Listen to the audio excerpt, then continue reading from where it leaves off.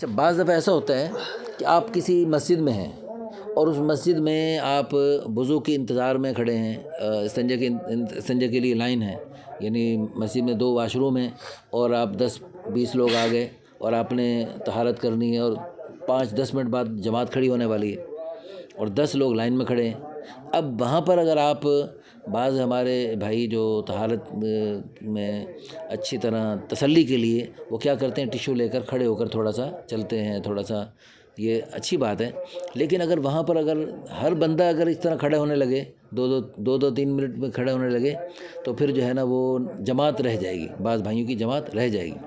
تو اس کا بہترین حل یہ ہے کہ اسی طرح وہ ٹیشو اندر رکھ لیا جائے اور وہ باہر آ جائے،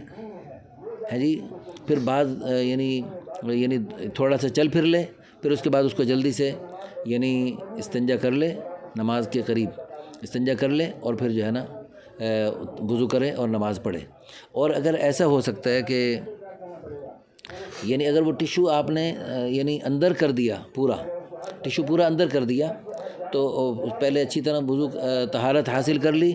پھر اس کے بعد آپ نے یعنی اس کو تھوڑا سا ٹیشو سے خشک کر لیا، تو پھر اس کے بعد آپ نے ٹیشو اندر کر دیا، بالکل اچھی طرح اندر کر دیا، اب آپ فوراً جا کے وضو کر کے نماز میں شامل ہو سکتے ہیں۔ اگلی دفعہ جب آپ پیشاب کریں گے تو وہ ٹیشو کا وہ جو بتی ہے وہ خود بخود نکل جائے گی۔ شروع میں آپ کو تھوڑا سا محسوس ہوگا، یہ بہت سارے لوگوں کو میں یہ تقریباً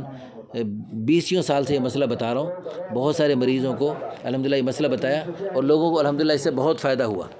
اللہ پاک آپ کو بھی جزائے خیر عطا فرمائے۔ اس مسئلے کو زیادہ سے زیادہ لوگوں تک شیئر کریں۔ میں نے آج سے کئی سال پہلے ایک بڑے فوجی افسر تھے، ان کو یہ مسئلہ بتایا، ان بیچاروں کو بڑی تکلیف تھی اس قسم کی، تو وہ آج تک میرا شکریہ ادا کرتے تھے۔